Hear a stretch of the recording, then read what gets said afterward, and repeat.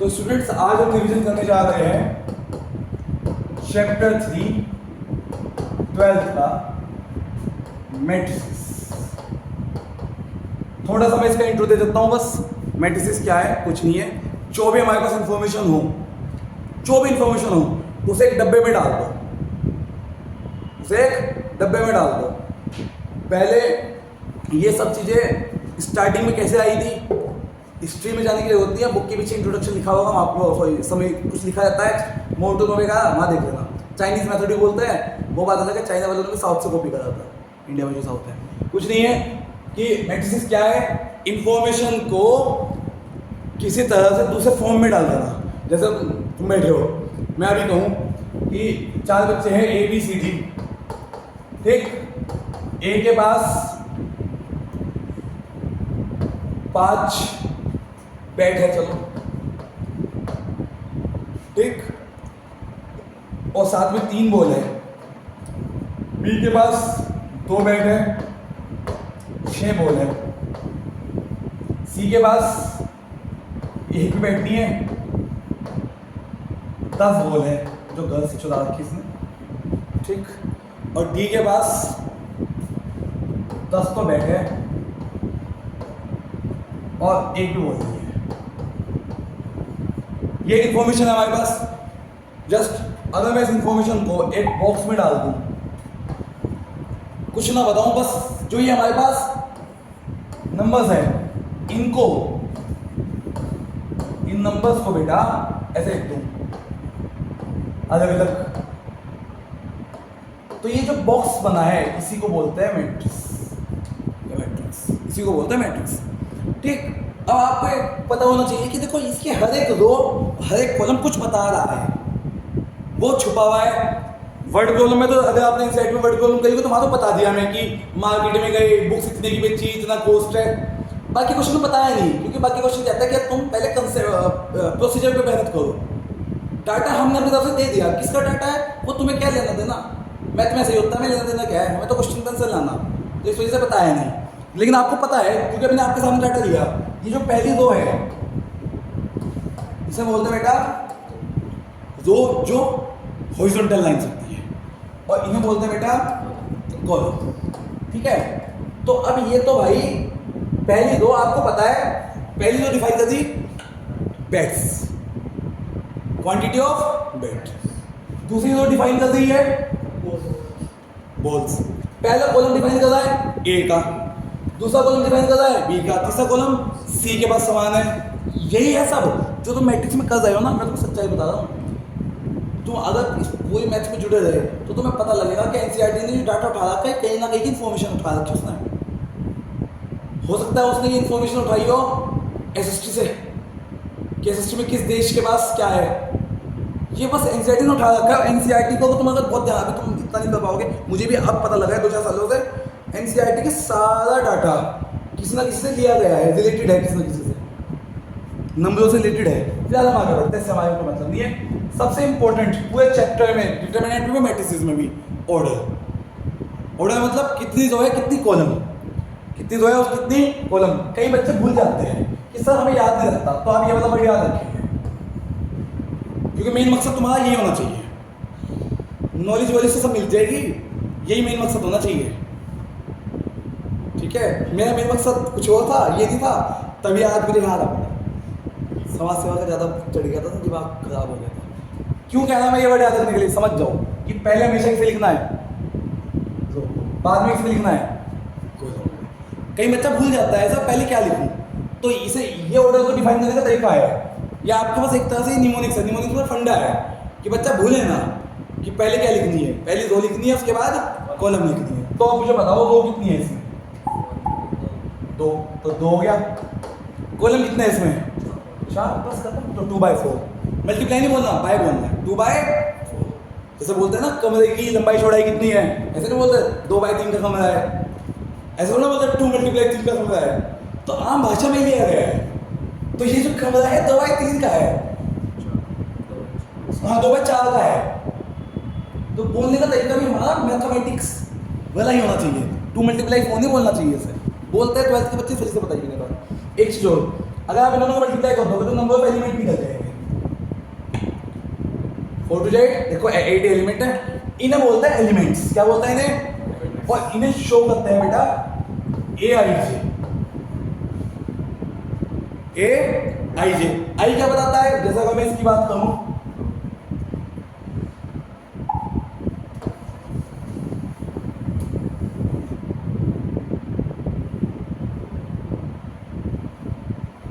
ठीक, अब अगर मैं इसी की बात करूं तो अगर मैं आपसे पूछता हूं कि 832 तो मैं क्या कहना चाह रहा? आई होती है बेटा, ये जो आई होता है इसे बोलते हैं IH दो। कौन सी दो की बात की गई? जो दूसरा नंबर लिखा होता है उसे बोलते हैं jth कॉलम।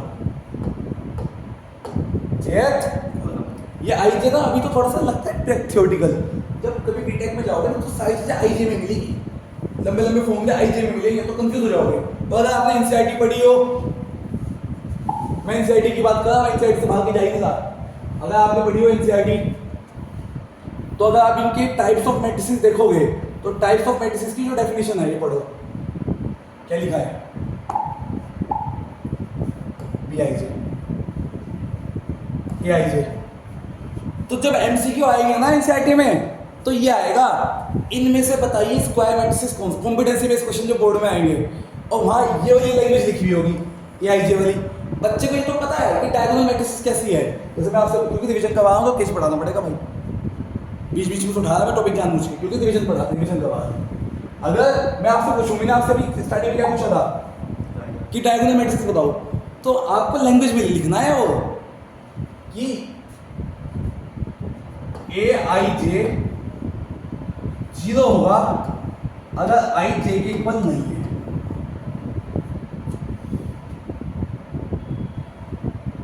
IJ के इक्वल नहीं है क्या मतलब है इस बात का? देखो मैं 3x3 का बना के दिखा रहा आपको।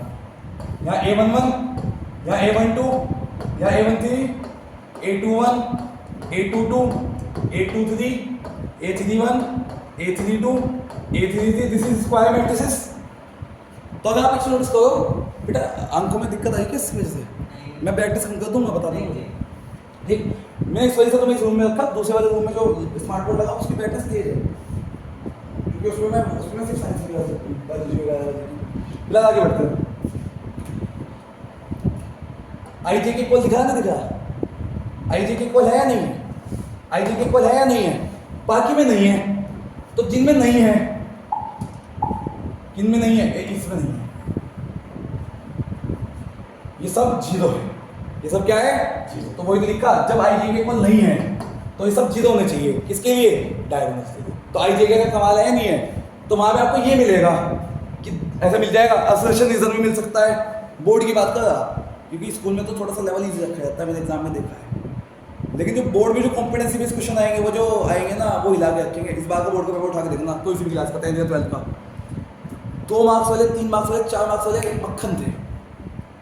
जहाँ फंसे केस स्टडी, इतनी इजी केस स्टडी थी और बच्चों को हार्ड क्यों लगी? कॉम्पिटेंसी थी। मैंने तो एक चैप्टर है इसमें, चैप्टर 5, उसमें एक टॉपिक है मैक्सिमा मिनिमा, बहुत बड़े लेवल पे करवा दिया, और वहाँ क्या मिला? टुच्चा सा ये वाला इंटीग्रेशन मिला। कांस्टेंट है, एक्स हो जाएगा। केस स्टडी कॉम्पिटेंसी में बच्चा समझ नहीं पाया, लैंग्वेज इतनी इजी लिखी थी। तो इसलिए हमें क्या करना है? लैंग्वेज को भी समझना है। कॉम्पिटेंसी में यही चीज़ है, बस और कुछ नहीं है। दूसरी बात, एक तो ये कंडीशन फॉलो करेगा डायगोनल, एक कंडीशन और फॉलो करेगा, 0 नहीं हो सकता, या कोई ना कोई क्या होगा? नंबर होगा। कोई ना कोई क्या होगा? नंबर होगा। जब आई किसके इक्वल हो? बात समझ में आ गई? अब एक चीज मैंने बहुत सारी चीजें खपा दी बीच में, मैंने स्क्वायर मैट्रिक्स खपा दिया, स्क्वायर मैट्रिक्स का वो सब मैं दोबारा बता रहा अभी। ये तो ये मुझे समझाना था, क्योंकि मुझे आपको ये वाला टॉपिक बताना था। आइए चलिए बताओ, ये HCD कितना है ही नहीं। तीसरी दो कहाँ है इसमें? तो ये इसके लिए नहीं है। अब मुझे बताओ, सोच के बताना बहुत अच्छे से।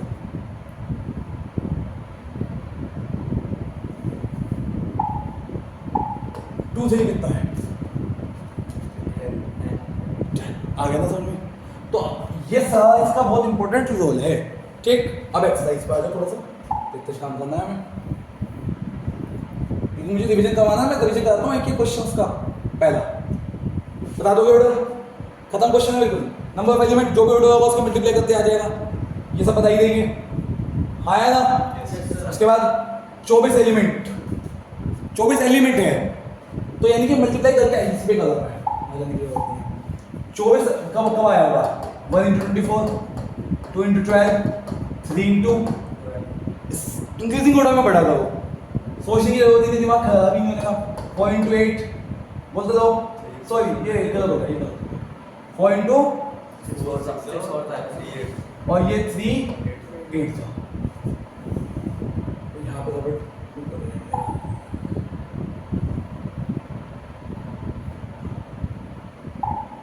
ठीक। 3 into 6, 4 into यार 3 into 8 और 3 into 8, 4 into 6, ठीक। अब इसके बाद उल्टा कर दीजिए बस, इसके बाद उल्टा क्वेश्चन सोचना, ठीक है भाई। क्वेश्चन खत्म हो गया, तीसरा ऐसे ही बनेगा। अभी आ गए इसका जो सबसे बढ़िया क्वेश्चन लगता है मुझे, भाई ये वाला, ये क्या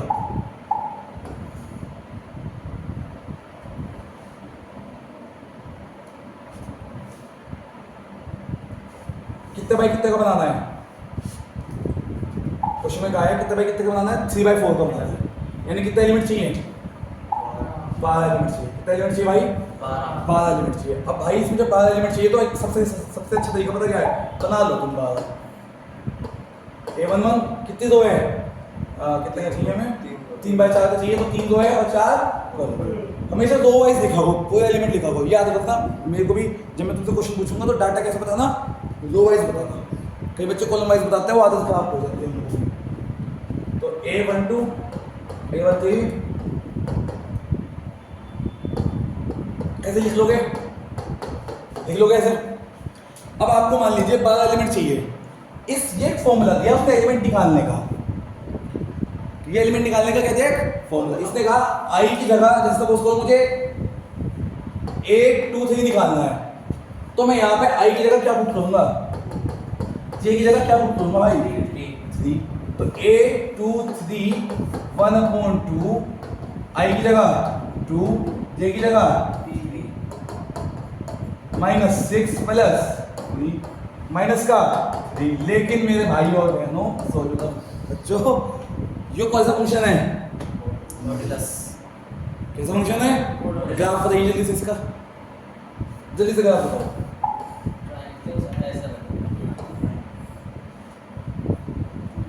वीडियो डाल रखी मैंने 2024 का, इसी का 4 अप्रैल का आईआईटी में क्वेश्चन आया इस फंक्शन के ऊपर, ठीक, इस फंक्शन के ऊपर। अब तुम्हें लगेगा इतना टुच्चा सा क्वेश्चन, उसमें इंटीग्रेशन भी था, सब था, लेकिन मेन यही था।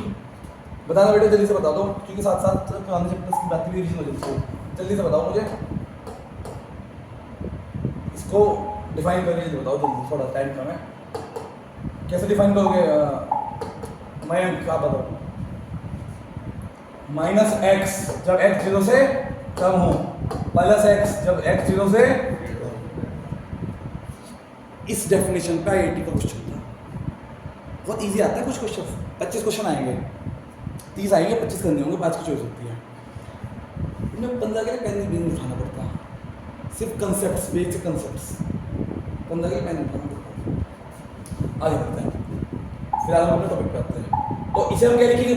+3 ही मानेंगे, देखिए 3/2, तो यहाँ पे ये वाला जो एलिमेंट आ गया, ये आ गया भैया अपना 3/, ऐसे निकाल देंगे सारे। तो मैट्रिक्स फॉर्मेशन समझ में आ गया। तो ये क्या था? Process of matrix formation, process of matrix formation. आगे बढ़ते हैं, ये बना लेंगे अपने आप। अब आता है ये वाला कंसेप्ट, इक्वल मैट्रिक्स। कौन सा कंसेप्ट भाई? Equal matrix. मुझे बस इतना बता दो, कोई भी बच्चा बता दो, नाम नहीं किसी का। कंसेप्ट, कंडीशन क्या है इक्वल मैट्रिक्स की? बिल्कुल सही, ऑर्डर सेम होना चाहिए। और अगर ऑर्डर सेम है तो कोरिस्पोंडिंग एलिमेंट क्या हो जाएंगे? इक्वल। कोरिस्पोंडिंग एलिमेंट क्या हो जाएंगे? Equal.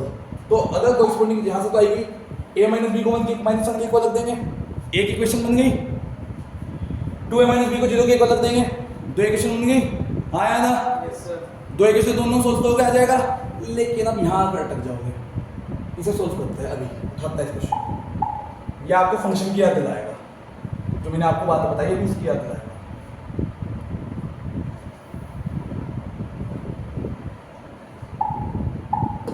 Three x plus 7 equal to 0, उसकी बात है। -7/3 क्लियर है भाई, डायरेक्ट कर दिया, ज़्यादा भी डायरेक्ट नहीं करा, मजा आ गया तुम्हारे लिए। तो 2 - 3x = 4,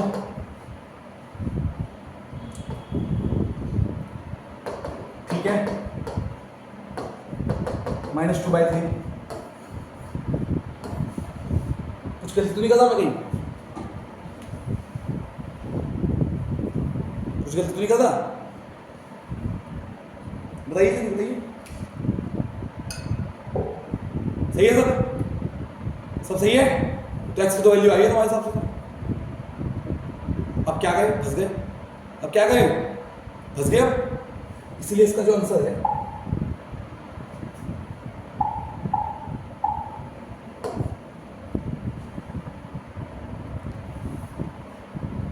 एनसीईआरटी को हल्के में मत लिया करो। वो बात अलग है, इसकी मजबूरी थी कम क्वेश्चन देना, लेकिन जो दिया है ना A1 मटेरियल दिया है।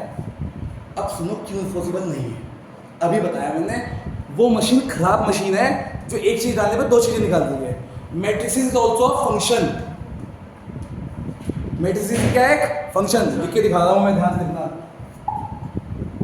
देखो मैं कुछ अलग थोड़ा पढ़ा रहा, तुम्हारे टॉपिक का तो पढ़ा रहा, और सिर्फ एक चीज, एक आध बात फालतू बता देता हूँ, एक आध बात ऐसे ऐसे फालतू बता देता हूँ, बस इतना ही बता सकता है मैं इसके लिए, कुछ अलग से नहीं।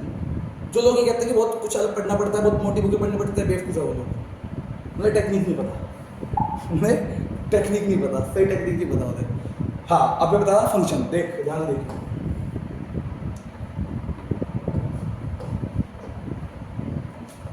मैट्रिसेस भी एक क्या है, function. x such that x equals to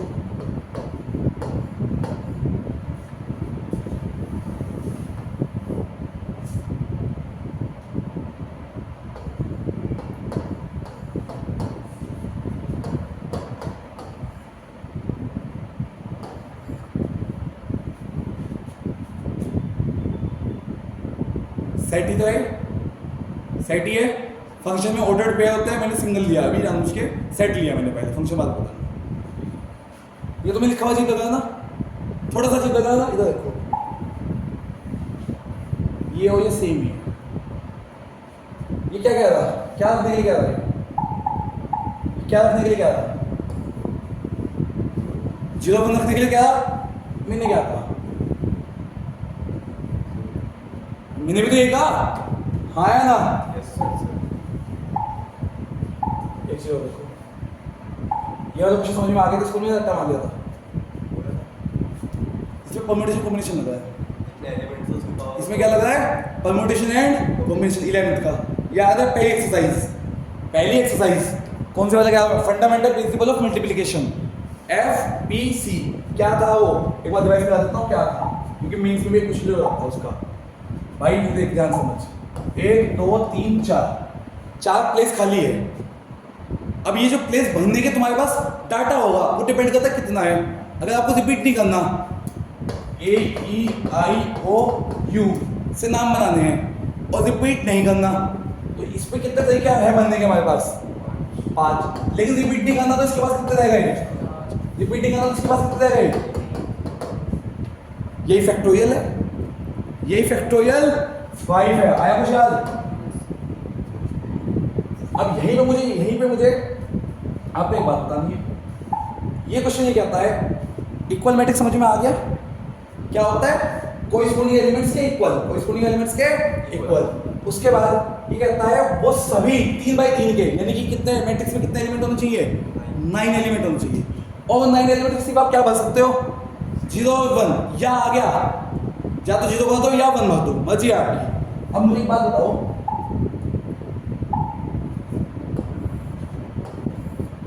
एक 2 3 4 5 6 7 8 9 जगह खाली है। कितने एलिमेंट आ सकते हैं यहाँ पे, कितने तरह के, 0 1 तरह के 2 आ सकते हैं। यहाँ कितने हैं तो 2 आ सकते हैं। कितना टाइम्स है? 9 टाइम्स। तो 2 × 2 यानी कि 2 की पावर 9, और ये याद रखा हो 500 बार होता है, 2 की पावर 10 तक आपको याद होना चाहिए एक्सपोनेंट डायरेक्ट टाइम बचाना एग्जाम में। समझ में आ गया? अब एग्जाम में ये थोड़ी ना जो यही आएगा, एग्जाम में ये क्वेश्चन आ सकता है कि एक 3/4 का मैट्रिक्स बनाना है और उसमें आप 0, 1, 2 ही एंट्रीज कर सकते हो। तो बताओ क्या आंसर है? आंसर बताओ जल्दी से। 3 की पावर, शाबाश, समझ में आ गया। नेक्स्ट हेडिंग, ये इक्वल मैट्रिक्स के बाद हम बढ़ते हैं टाइप्स ऑफ मैट्रिक्स। कहाँ पे आते हैं बेटा? Types of. समझ में आ रहा सब? मैं थोड़ा तेज तो पढ़ा रहा लेकिन समझ में आ रहा, क्योंकि तेज पढ़ाना मजबूरी है। वैसे हम काफ़ी पीछे आएगा उसके हिसाब से देखें तो इस समय मैंने आपको अभी पढ़ाया। अब आता है जिसमें सिर्फ एक कॉलम हो, वो कितनी भी हो, कॉलम मैट्रिक्स। क्या मैट्रिक्स? अब इसे लिखोगे क्या ऐसे आप?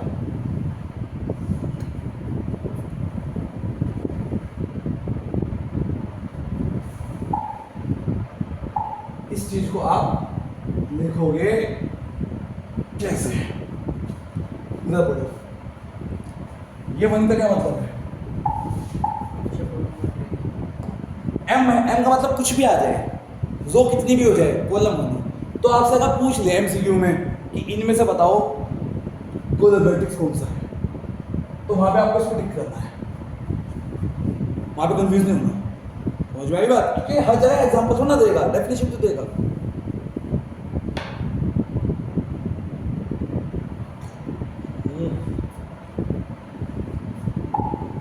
कॉलम मैट्रिक्स, रो मैट्रिक्स, ये 1 हो जाएगा, वो कितना भी हो, 1 × n। ऑर्डर कितना हो गया? 1 × n। स्क्वायर मैट्रिक्स, पूरा डिटर्मिनेंट इसमें से निकल रहा है, ये पता ही होगा। कोई भी डिटर्मिनेंट देख लो, सारा स्क्वायर मैट्रिक्स है, क्योंकि डिटर्मिनेंट में क्या चाहिए होता है? एक्सपेंशन। एक अच्छा मैं पूछ रहा क्योंकि स्कूल में भी पढ़ चुके हो, पता भी है। फर्क क्या है डिटर्मिनेंट और मैट्रिक्स में?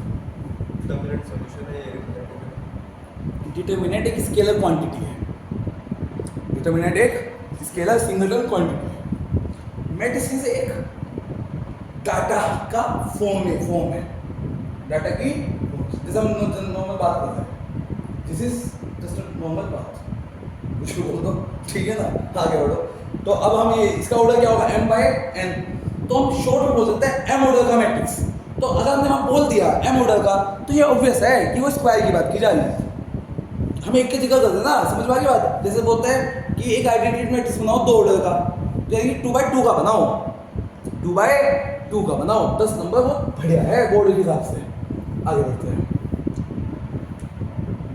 डायगोनल, स्क्वायर का वो टाइप, डायगोनल एक तरह का स्क्वायर मैट्रिक्स तो है। तो पूरी बात क्या बोलोगे? वो स्क्वायर मैट्रिक्स जिसमें, अब एक बात याद रखना, ये मैं थोड़ा यहीं पे बता दे रहा, आगे सवाल एंग्जाइटी में तो आगे सवाल में अगर सिर्फ यहाँ पे कुछ नंबर लिख दूँ मैं बाई चांस, यहाँ पे लिख दिया मैंने 5, 3 और 2, इसका नाम बताओ मैट्रिक्स का।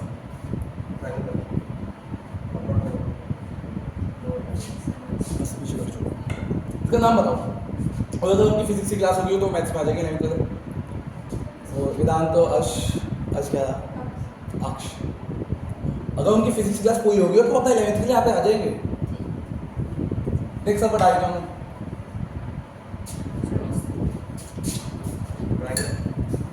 कौन से वाला, अपर या लोअर? यहाँ कंफ्यूज हो गए ना। अगर नीचे जीरो तो लोअर, नाम बोल्ट नहीं होता। नीचे लो में अगर जीरो है तो लोअर बोलेंगे, वो बोलेंगे सन में उल्टा कहा तो फिर वो जो अपने से लोग बोलते हैं, ऐसा थोड़ी ना होगा। चलिए थोड़ा सा अभी विचार करता, फिलहाल इसका स्केलर क्या हो। एक तरह का ऐसा डायगोनल मैट्रिक्स जिसमें सिर्फ क्या हो, 1 1 1 नहीं, 1 1 हो तो स्केलर, ध्यान समझना मेरी बात, या कोई भी आइडेंटिटी हो, कुछ भी हो, कोई स्केलर 3 4 5 हो, और अगर वो 3 4 5 के अलावा सिर्फ 1 1 1 है तो आइडेंटिटी मैट्रिक्स। कौन सा? और इन सब में सबसे खास यही है भाई, इन सब में खास यही है। डिटरमिनेंट में जगह आई दिख रहा ना?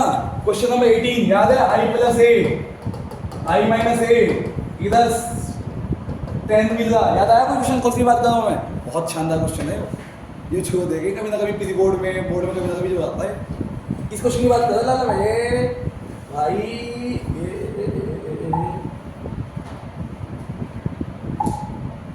टाइम पे देखते हैं ना, ठीक 4 बजे छुट्टी कर दूंगा। इसकी बात कर रहा बेटा मैं, जो अच्छे क्वेश्चन है ना, एक काम हो गया तो एक तो ना एक डायरी रख लो छोटी सी, जो मैं तुम्हें कहा वो पहले स्कूल में भी कहा था कि एक इंपॉर्टेंट डायरी रखो जिसमें बहुत, वैसे तो मैंने डायरी वाला कंसेप्ट बंद कर दिया, अब तो मैं कॉपी के ऊपर ही लिखवा दूँ छज्जे पे, मतलब मुझे ऊपर जगह बचती है।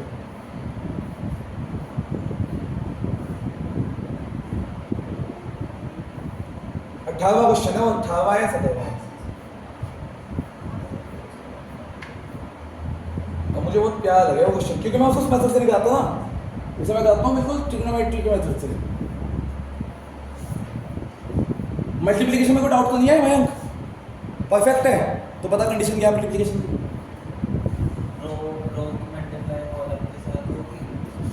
होगी नहीं, मल्टीप्लाई होने के लिए क्या जरूरी बात है? ऑर्डर से होना। गलत जवाब। आइए ना बेटा, बताओ आप मल्टीप्लाई के लिए जरूरी क्या है? पहले का कॉलम दूसरे का।